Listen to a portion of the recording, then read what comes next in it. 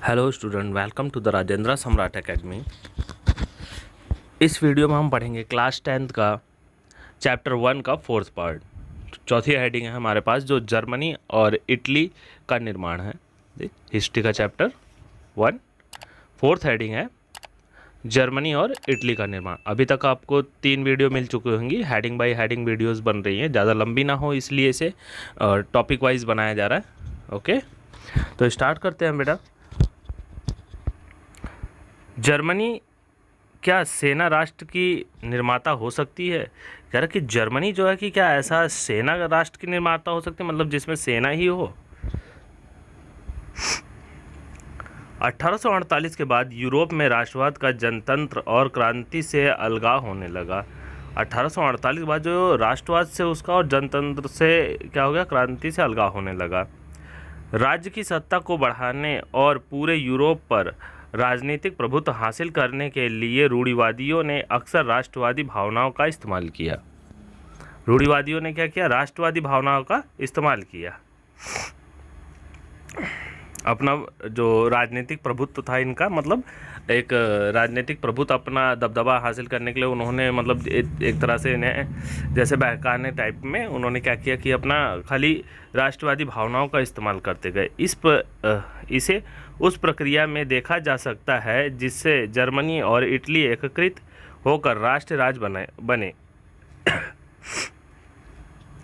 जैसा आपने देखा है, राष्ट्रवादी भावना मध्यवर्गीय जर्मनी लोगों में काफ़ी व्याप्त थी और उन्होंने 1848 में जर्मनी महासंघ के विभिन्न इलाकों को जोड़कर एक निर्वाचित संसद द्वारा शासित राष्ट्र राज्य बनाने का प्रयास किया था। मगर राष्ट्र निर्माण की यह उदारवादी पहल राजशाही और फौजी की ताकत ने मिलकर दबा दिया।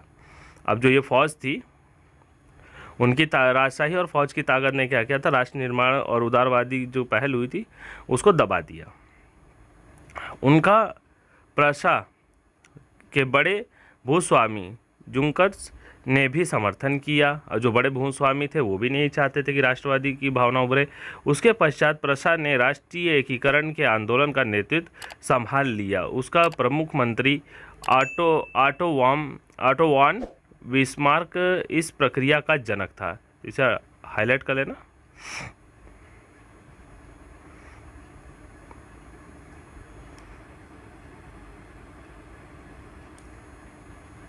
अंडरलाइन कर लो। जिसने प्रशा की सेना और नौकरशाही की मदद ली। 7 वर्षों के दौरान ऑस्ट्रिया, डेनमार्क और फ्रांस से 3 युद्धों में प्रशा को जीत मिली। अब उन 7 वर्षों में कौन कौन से जगह इन्हें जीत मिली थी तो ये भी हाईलाइट कर लेते हैं, अंडरलाइन कर लो, यहाँ पूरा कर लो अंडरलाइन।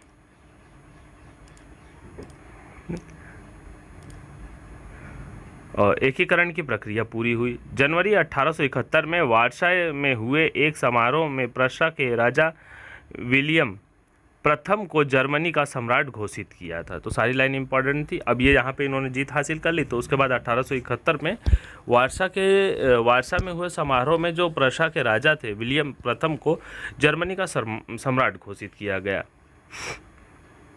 अगली 18 जनवरी 1871 की सुबह बेहद ठंडी थी। जनवरी तो वैसे भी ठंड होती है, तो 18 जनवरी की बात है, सुबह में बहुत ठंडी थी। जर्मनी राज्यों के राजकुमारों, सेना के प्रतिनिधियों और प्रमुख मंत्री ऑटो वॉन बिस्मार्क समेत प्रशा के महत्वपूर्ण मंत्रियों ने एक बैठक वार्सा के महल में बेहद ठंडे Sheesh Mahal hall of mirrors में हुई। जहाँ ये तो शीश महल था, मिरर्स का हॉल कहा गया उसे, क्योंकि ये देख सकते हो इसमें कितने मतलब देख सकते हो यहाँ पे कितने मतलब महल वगैरह, ये जो सारे शीशे से जड़े हैं, तो इसे शीश महल है में हुई। सभा ने प्रशा के काइजर विलियम प्रथम ने प्रथम ने नेतृत्व में नए जर्मन साम्राज्य की घोषणा की। अब यहाँ पे जो सभा में जो हुई थी, उन्होंने नए जर्मन सभा की घोषणा की। जर्मनी में राष्ट्र निर्माण प्रक्रिया ने प्रशा राज्य की शक्ति के प्रभुत्व को दर्शाता है। जर्मनी में जो राष्ट्र निर्माण प्रक्रिया ने प्रशा राज्य की शक्ति के प्रभुत्व को दर्शाता था। नए राज्य ने जर्मनी की मुद्रा, बैंकिंग और कानूनी तथा न्यायिक व्यवस्था के आधुनिकीकरण पर काफ़ी जोर दिया और प्रशा द्वारा उठाए गए कदम और उसकी कार्रवाई बाकी जर्मनी के लिए अक्सर एक मॉडल बना। इन्होंने जो जो काम किया वो क्या हो गया, एक मॉडल बन गया। वही मॉडल इनका बन गया। अब उसके बाद आती है जर्मनी की तरह इटली में भी राजनीतिक विखंडन का एक लंबा इतिहास था। इटली अनेक वंशानुगत राज्यों तथा बहुराष्ट्रीय हैब्सबर्ग साम्राज्य में बिखरा हुआ। ठीक है, अब ये जो कि कई राज्यों में बिखरा हुआ था, वंशानुगत भी था, बहुराष्ट्रीय हैब्सबर्ग साम्राज्य में बिखरा हुआ था। अब ये जहाँ पे देख सकते हो मैप में, अगर देखो तो ये प्रशा है। ठीक, प्रशा कहाँ तक फैला पड़ा, ये पूरा प्रशा है साम्राज्य, वर्तनबर्ग, और ये उसके बाद ये अलग अलग राज्यों में फैला था। 19वीं सदी के मध्य में इटली 7 राज्यों में बटा हुआ था। 19वीं सदी के जब मध्य में आया तो इटली 7 राज्यों में बटा हुआ था, जिनमें से केवल सार्डिनिया पिएडमोंट में एक इतालवी राजघराने का शासन था। इसमें जो कि सिर्फ एक सार्डिनिया पिएडमोंट में एक इतालवी घराने का शासन था। 19वीं सदी के मध्य में इटली 7 राज्यों में बटा हुआ था, जिनमें से केवल एक सार्डिनिया पिएडमोंट में एक इतालवी घराने का शासन था। उत्तरी भाग ऑस्ट्रिया हैब्सबर्ग के अधीन था। मध्य इलाकों पर पोप का शासन था और दक्षिणी क्षेत्र में स्पेन के बुर्बो राजा के अधीन था। जो स्पेन का क्षेत्र था वो बुर्बो के जो राजा थे उनके अधीन था। इतालवी भाषा ने भी साझा रूप हासिल नहीं किया था और अभी तक उसके विविध क्षेत्रीय और स्थानीय रूप मौजूद हैं। जो विविध है उसके क्षेत्रीय और स्थानीय रूप जो इसका मौजूद था। तरह से स्थानीय रूप जो उसके पहले से चल रही थी स्थिति वही चल रही थी। 1830 के दशक में ज्यूसेप्पे मैत्सिनी ने एकीकृत इतालवी गणराज्य के लिए एक सुविचारित कार्यक्रम प्रस्तुत करने की कोशिश की थी। उसने अपने उद्देश्य के प्रसार के लिए यंग इटली नामक एक गुप्त संगठन भी बनाया था। तो ये 1830 में बना था, इसको अंडरलाइन कर लेते हैं। 1831 और 1848 में क्रांतिकारी विद्रोहों की असफलता से युद्ध के जरिए इतालवी राज्यों को जोड़ने की जिम्मेदारी सार्डिनिया पिएडमोंट के शासक विक्टर इमैनुएल द्वितीय पर आ गई। अब यहाँ पे इन्होंने क्या किया, यंग इटली के नाम से एक संगठन बना लिया। 1831 और 1848 में जो क्रांतिकारी विरोध की असफलता से युद्ध के जरिए जो इतालवी राज्यों को जोड़ने की जिम्मेदारी सार्डिनिया पिएडमोंट के शासक थे विक्टर इमैनुएल ने द्वितीय पर आ गई थी। इमैनुएल जो थे उनके द्वितीय पर ये सारी कार्यभार आ गया था। इस क्षेत्र के शासक अभिजात वर्ग की नज़रों में एकीकृत इटली उनके लिए आर्थिक विकास और राजनीतिक प्रभुत्व की संभावना उत्पन्न करता था। अब जो इस नज़रिए से वो देखते थे कि जो इटली के जो वर्ग हैं ये जो एकीकृत हो जाएंगे तो आर्थिक विकास और राजनीतिक प्रभुत्व की संभावना उत्पन्न होगी। मंत्री प्रमुख काबूर, जिसने इटली के प्रदेशों को एकीकृत करने वाले आंदोलन का नेतृत्व किया। अब यहाँ का काबूर ने इसका नेतृत्व किया था। ना तो एक क्रांतिकारी था और ना ही जनतंत्र में विश्वास रखने वाला था। जो काबूर था ना ही एक क्रांतिकारी था और ना ही एक जनतंत्र में विश्वास रखने वाला था। इतालवी अभिजात वर्ग के तमाम अमीर और शिक्षित सदस्यों की तरह वह इतालवी भाषा से कहीं बेहतर फ्रेंच बोलता था। अब वो इतालवी भाषा से ज़्यादा फ्रेंच भाषा बोलता था। फ्रांस से सार्डिनिया पिएडमोंट की एक चतुर कूटनीति संधि जिसके पीछे काबूल का हाथ था, से सार्डिनिया पिडमॉन्ट 1869 में 1859 में ऑस्ट्रिया बलों को हरा पाने में कामयाब हुआ। अब ऑस्ट्रियाई बलों को क्या हुआ, ये हराने में कामयाब हो गया तब 1859 में।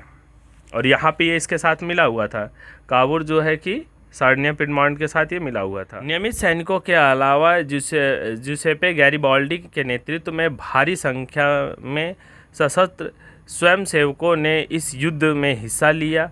1860 में वे दक्षिणी इटली और 2 सिसिलियों के राज्य में प्रवेश कर गए और स्पेनी शासकों को हटाने के लिए स्थानीय किसानों का समर्थन पाने में सफल रहे।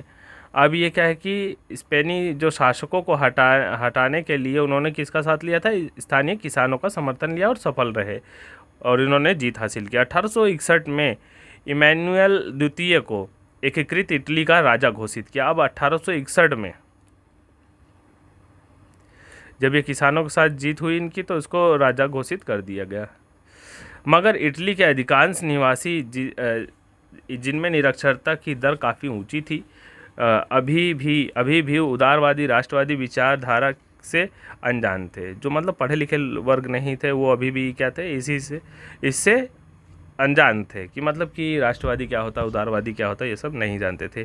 दक्षिणी इटली में जिन आम किसानों ने गैरिबाल्डी को समर्थन दिया था, उन्होंने इटालिया के बारे में कभी सुना ही नहीं था और वे मानते थे कि लाटालिया विक्टर इमैनुएल की पत्नी थी। और ये जब जानते नहीं थे तो इन्होंने क्या समझा कि वो जो इटालिया नहीं है, ला इटालिया क्या है कि उनकी पत्नी थी। यहाँ पे वो पढ़े लिखे नहीं थे। अब जैसे कई बार हो सकता है तो मतलब लोग नहीं समझ पाते, जब पढ़े लिखे लोग नहीं है तो उन चीज़ों को नहीं समझ पाते, तो अर्थ का कुछ ना कुछ वो मतलब निकाल लेते। इसी तरह यहाँ पे था, इटालिया को उन्होंने क्या ला इटालिया समझ लिया कि मतलब इंग्लैंड की पत्नी होगी वो। अगली हेडिंग हमारी आती है ब्रिटेन की अजीब दास्तां। अब ब्रिटेन की दास्तां बता रहे हैं यहाँ पे। कुछ विद्वानों ने तर्क दिया है कि राष्ट्र या राष्ट्र राज्य का मॉडल या आदर्श ग्रेट ब्रिटेन है। कह रहे हैं कि राष्ट्र का मॉडल या राष्ट्र राज्य का मॉडल जो ग्रेट ब्रिटेन है। कह रहे हैं कि ब्रिटेन में राष्ट्र राज्य निर्माण का अचानक हुए कोई उथल पुथल या क्रांति का परिणाम नहीं था। ये कह रहा है अचानक से कोई क्रांति या कोई उथल पुथल नहीं हुआ, यह एक लंबी चलने वाली प्रक्रिया का है। ये देख सकते हो, एकीकरण में हुई पूर्वी इटली के राज्य और एकीकरण के बाद इटली, एकीकरण से पहले और एकीकरण होने के बाद ये इटली है। नतीजा था कि यहाँ से देख लो कि प्रक्रिया का नतीजा था कि 18वीं सदी के पहले ब्रितानी राष्ट्र था ही नहीं। 18वीं सदी के पहले क्या है, तो जो ब्रितानी जो राष्ट्र था ये था ही नहीं। ब्रितानी द्वीप समूह में रहने वाले लोग अंग्रेज, वेल्श, स्कॉट या आयरिश की प्रमुख पहचान निर्जातीय एथनिक थी। अब इनकी कोई पहचान क्या थी, एथनिक के नाम से ये निर्जातीय थे। एथनिक पहचान से इनकी सभी जातीय समूहों की अपनी सांस्कृतिक और राजनीतिक परंपरा थी। अब ये अलग अलग थे, कोई एक था नहीं इसमें, कोई नहीं ब्रितानी, कोई द्वीप समूह में जो रहने वाले लोग थे ये सब अलग अलग थे। जैसे अंग्रेज़ थे, वेल्श थे, स्कॉट थे और आयरिश थे। इन सब की पहचान निर्जातीय से थी और इनकी सबकी अपनी अपनी एक पहचान हुआ करती थी। यहाँ पे देख लो निर्जातीय क्या है, एक साझा नस्ली जनजातीय या सांस्कृतिक उद्गम अथवा पृष्ठभूमि जिसे कोई समुदाय अपनी पहचान मानता हो, उसे निर्जाति कहते हैं। इनकी यही पहचान थी। सांस्कृतिक और राजनीतिक परंपराएं थी इनकी, अलग अलग अपनी सबकी थी परंपराएं और राजनीतिक परंपराएं सब थी। लेकिन जैसे जैसे आंग्ल राष्ट्र की धन दौलत, अहमियत और सत्ता में वृद्धि हुई, वह द्वीप समूह के अन्य राष्ट्रों पर अपना प्रभुत्व बढ़ाने में सफल हुआ। जो आंग्ल राष्ट्र था वो धीरे धीरे जब थोड़ा पावरफुल हुआ तो वो सब में क्या अपना दबदबा बढ़ाना शुरू किया, सफल हो गया। एक लंबे टकराव और संघर्ष के बाद आंग्ल संसद ने 1688 में राजतंत्र से ताकत छीन ली थी। अब इन्होंने क्या किया कि आंग्ल संसद बनी थी जो उसने 1688 में राजतंत्र से ताकत छीन ली थी। इस संसद के माध्यम से एक राष्ट्र राज्य का निर्माण हुआ। जिसका केंद्र इंग्लैंड में था। संसद का इन्होंने निर्माण किया और जिसका केंद्र कहाँ था, इंग्लैंड में था। इंग्लैंड और स्कॉटलैंड के बीच एक्ट ऑफ यूनियन 1707 में United kingdom of great Britain का गठन हुआ था। तो इसको भी हाईलाइट कर लेते हैं, अंडरलाइन क्या। इससे इंग्लैंड व्यवहार में स्कॉटलैंड पर अपना प्रभुत्व जमा पाया था। इसमें इंग्लैंड व्यवहार में क्या हुआ था कि अपना प्रभुत्व जमा पाया। इसके बाद ब्रितानी संसद ने आंग्ल सदस्यों का दबदबा रहा। इसमें ब्रितानी संसद में क्या था, आंग्ल सदस्यों का दबदबा रहा। एक ब्रितानी पहचान के विकास का अर्थ यह हुआ कि स्कॉटलैंड की खास संस्कृति और राजनीतिक संस्थाओं को योजनाबद्ध तरीके से दबाया गया। जो स्कॉटलैंड की जो खास संस्कृति थी उसको दबा दिया गया योजना के तौर पे। स्कॉटिश हाईलैंड्स के निवासी जिन कैथलिक कुलों ने जब भी अपनी आज़ादी को व्यक्त करने का प्रयास किया, उन्हें ज़बरदस्त दमन का सामना करना पड़ा। वो जब भी मतलब विरोध करने के लिए उठे, जब भी आज़ादी को व्यक्त करना चाहते थे, उन्हें दबा दिया गया। स्कॉटिश हाईलैंड के लोगों को अपनी गैलिक भाषा बोलने या अपनी राष्ट्रीय पोशाक पहनने की मनाही थी। अब वो क्या थे कि स्कॉटिक हाईलैंड के जो थे लोग, वो अपनी ना भाषा बोल पाते थे, ना ही अपनी पोशाक पहन पाते थे, उन्हें बहुत दबाया गया था। उनमें से बहुत सारे लोगों को अपना वतन छोड़ने पर मजबूर किया गया, या तो फिर उन्होंने अपना देश छोड़ दिया। आयरलैंड का भी कुछ ऐसा ही हाशिर हुआ। वह देश कैथलिक और प्रोटेस्टेंट धार्मिक गुटों में गहराई से बटा हुआ था। अब ये जो देश था, ये कैथलिक चर्च और इसमें प्रोटेस्टेंट्स में बहुत बुरी तरीके से बटा हुआ था। अंग्रेज़ों ने आयरलैंड में प्रोटेस्टेंट धर्म मानने वालों को बहुसंख्यक कैथलिक देश पर प्रभुत्व बढ़ाने में सहायता की थी। जो ये थे आयरलैंड पे, इन्होंने प्रोटेस्टेंट वाले ने कैथलिक पे अपना प्रभुत्व जमा लिया। अब इसमें क्या है कि आयरलैंड ने सपोर्ट कर दिया इन्हें। ब्रितानी प्रभाव के विरुद्ध हुए कैथलिक विद्रोहों को निर्ममता से कुचला गया। अब जो कैथलिक लोगों ने अपना विद्रोह किया था, उसे कुचल दिया गया। वॉल्फ टोन और उसकी यूनाइटेड आयरिशमैन की अगुवाई में हुए असफल विद्रोह के बाद 1801 में आयरलैंड को बलपूर्वक यूनाइटेड किंगडम में शामिल कर लिया गया। तो यहाँ पे और एक नई ब्रितानी राष्ट्र का निर्माण किया गया है, जिस पर हावी आंग्ल संस्कृति का प्रसार किया गया। अब इन्होंने अपना कब्जा कर लिया और उसके बाद अपनी संस्कृति को हावी किया और उसका प्रचार प्रसार करना शुरू कर दिया। नए ब्रिटेन के प्रतीक चिन्हों, ब्रितानी झंडा, यूनियन जैक और राष्ट्रीय गान God save our noble king को खूब बढ़ावा दिया गया और पुराने राष्ट्र इस संघ में मातहत सहयोगी के रूप में ही रह गया। अब ये क्या है कि दब गया और उसके बाद जो पूरा नया वाला आया, ये पूरा प्रचार करना शुरू कर दिया। इन्होंने अपना पूरा दबदबा बना लिया। इन्होंने अपना चिन्ह, अपना झंडा, अपना हर एक चीज़ नया बना लिया।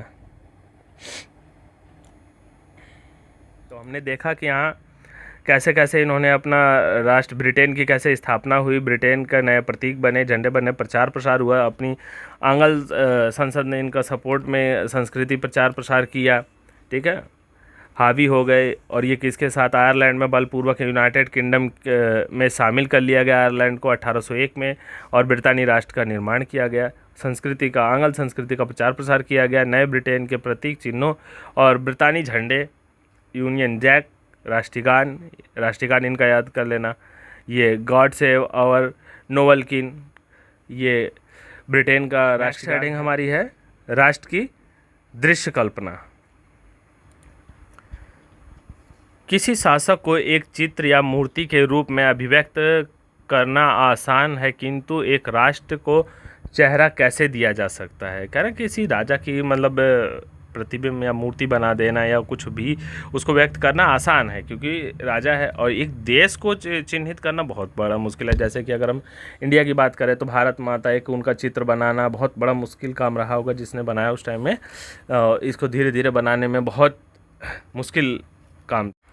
जैसा कि अब राष्ट्र को एक चेहरा देना बहुत बड़ी बात होती है। जैसा भारत के जो है जो भारत का चित्र जिन्होंने बनाया था उनका नाम है अवनींद्रनाथ ठाकुर ने। अवनींद्रनाथ ठाकुर जो थे उन्हें कितनी मेहनत लगी होगी, कैसे कैसे सोच के उन्होंने भारत माता का चित्र प्रेजेंट किया होगा। तो आगे देखते हैं हम। 18वीं और 19वीं सदी के में कलाकारों ने राष्ट्र का मानवीकरण करके इस प्रश्न को हल किया। दूसरे शब्दों में उन्होंने एक देश को कुछ यूं चित्रित किया जैसे वह कोई व्यक्ति हो। उस पर राष्ट्रों को नारी भेष में प्रस्तुत किया। तो सबसे पहले ही जो इंग्लैंड जो बना था, ब्रिटेन, वहीं से इसकी कल्पना शुरू हुई थी। किया राष्ट्र को व्यक्ति का जामा पहनते हुए जिस नारी रूप को चुना गया वह असल जीवन में कोई खास महिला नहीं थी। यह तो राष्ट्र के अमूर्त विचार को ठोस रूप प्रदान करने का प्रयास था। क्या किसी नारी का वो नहीं था, ये एक राष्ट्र को ठोस रूप प्रदान करने की छवि थी, कला थी। यानी नारी की छवि राष्ट्र का रूपक बन गया। अब राष्ट्र का जो रूपक क्या होगा, प्रेजेंट करने वाला नारी की छवि। आपको याद होगा कि फ्रांसीसी क्रांति के दौरान कलाकारों ने स्वतंत्रता, न्याय, गणतंत्र जैसे विचारों को व्यक्त करने के लिए नारी रूपक का प्रयोग किया था। यहाँ पे भी देख लेना, इसको अंडरलाइन कर लेना। इन आदर्शों को विशेष वस्तुओं या प्रतीकों में व्यक्त किया गया। जैसे कि आपको याद होगा, स्वतंत्रता का प्रतीक लाल टोपी या टूटी जंजीर है और इंसाफ को आमतौर पर एक ऐसी महिला के प्रतीक के रूप में व्यक्त किया जाता है जिसकी आंखों पर पट्टी बंधी हुई है और वह तराजू लिए खड़ी है। यहाँ पे जैसे क्वेश्चन में पूछ लिया कि स्वतंत्रता का प्रतीक लाल टोपी और टूटी जंजीर है, तो इसको अंडरलाइन कर ले। पूछ सकते हैं कि लाल टोपी और टूटी जंजीर किसका प्रतीक है, तो ये सारे अंडरलाइन कर सकते हैं। इंसाफ की देवी का तो पता ही है आपको, यहाँ तक कर सकते हैं क्योंकि ज़्यादातर फिल्मों वगैरह में, सीरियलों में अगर कोर्ट कचहरी दिखाया जाता है तो वहाँ पे वो मूर्ति दिखते ही हैं, तो इससे आपको पता ही होता है। लेकिन ये लाल टोपी और टूटी जंजीर स्वतंत्रता का प्रतीक है। इसी प्रकार के नारी रूपकों का आविष्कार कलाकारों ने 19वीं सदी में किया। फ्रांस में उसे लोकप्रिय ईसाई नाम मारियान दिया गया। जो फ्रांस में था इसको नाम दिया गया, लोकप्रिय नाम मारियन दिया गया, जिसने जन राष्ट्र के विचार को रेखांकित किया। अब इन्हें क्या है कि मूर्ति के साथ साथ नाम भी प्रदान कर दिया गया, जिससे जन विचारों के मतलब लोगों का विचार व्यक्त करने का एक माध्यम बन गया, जिससे उसके चिन्ह भी स्वतंत्रता और गणतंत्र के थे। लाल टोपी, तिरंगा और कलगी। मारियान की प्रतिमा सार्वजनिक से चौकों पर लगाई गई, मतलब चौक पर लगाई गई, ताकि जनता को एकता के राष्ट्रीय प्रतीक की याद आती रहे और लोग उससे तादात्म्य स्थापित करते रहे, मतलब उसे देखें और उनके साथ एकता का ही प्रतीक उनके दिल में रहे। मारियान की छवि सिक्कों और डाक टिकटों पर अंकित की गई। इसी तरह जर्मन राष्ट्र का रूपक बन गया। अब जर्मेनिया क्या है, जर्मन राष्ट्र का रूपक बन गया। शुभ अभिव्यक्तियों में जर्मेनिया बलूत वृक्ष के पत्तों का मुकुट पहनती हैं, क्योंकि जर्मन जो बलूत वीरता का प्रतीक है। जर्मन जो है कि बलूत वीरता का प्रतीक है, इसलिए उन्हें इसी का बलूत के ही पत्ते, जो वृक्ष है उसके पत्तों का मुकुट पहनाया जाता है। देख सकते हैं चित्र, ये फोटो हैं, सारी इमेजेस हैं इसमें। आगे भी यहाँ देख सकते हो, ये टूटी हुई बेड़ी, जंजीर, ये तलवार है, ये मुकुट है, ये सारी चीज़ें इन्हें पहनाई गई हैं। देखो बॉक्स 3 में दिए गए चार्ट की सहायता से वेद की जर्मनियों के गुणों को पहचानने और तस्वीर के प्रतीकात्मक अर्थ की व्याख्या करें। 1836 की एक पुरानी रूपात्मक तस्वीर में वेद ने काइज़र के मुकुट और उस जगह चित्रित किया था जहां अब उन्होंने टूटी हुई बेड़ियां दिखाई गई हैं। इस बदलाव का महत्व स्पष्ट कीजिए, मतलब कि अब आज़ादी उन्हें मिल चुकी है, अपना राष्ट्र मिल चुका है, ये सारी चीज़ें उन्हें बताई गई है। द फॉलन जर्मेनिया, यह हताशाही जब जूलियस ह्यूबनर, ये ऐसे दिखाया गया है कि मतलब ये हताश होकर ज़मीन पे पड़े हुए हैं, तो ज़्यादा से ज़्यादा चीज़ें वो क्या करते थे, प्रिंट करते थे तस्वीरों में।